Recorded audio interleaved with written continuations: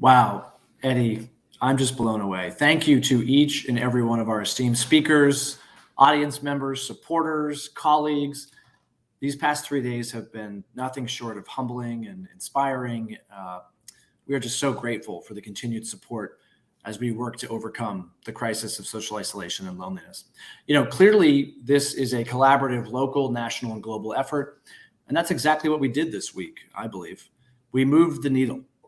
But as we know, and I like to say, follow-up is the chariot of genius. We must continue to take action together to continue making progress to address social isolation and loneliness. Eddie, I want to take 1 second, a very important moment, to say thank you to our extraordinary team at the Foundation and at the Coalition.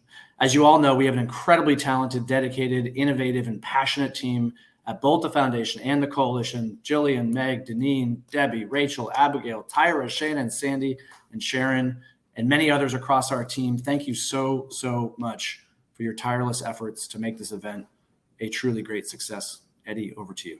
I couldn't agree more, Andrew, and thank you for doing that. We'd also like to thank our large network of partners from our Coalition members, our steering committee members, in particular, Eventbrite, Humana, Meals on Wheels America, and United Healthcare, as well as our leading experts from the Foundation's Scientific Advisory Council, all who made these last 3 days possible.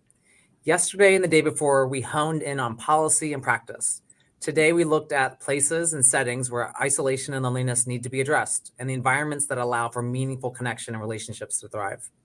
On behalf of the Foundation for Social Connection and the Coalition to End Social Isolation and Loneliness, I'd like to make some final commitments from all of us.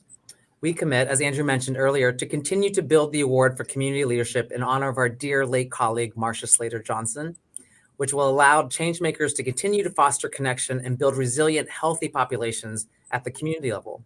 Through the Foundation's Innovation Accelerator, we commit to catalyze evidence-based innovation solutions that particularly focus around places of belonging, including schools and workplaces. And finally, we commit to pilot test social isolation and loneliness interventions in high-risk populations and geographies over the coming year and sharing those learnings widely. Look, we've got our work cut out for us, but boy, are we up to the challenge. Please note that all sessions from these 3 days are recorded and will be up on our website in the coming weeks for your reference and future viewing.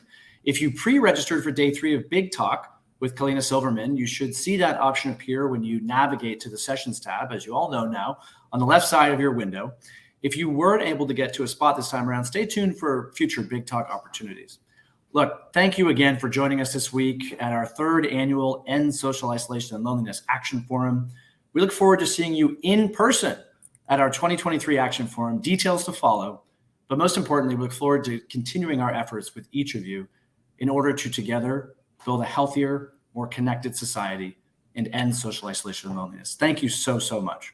Thank you, everyone.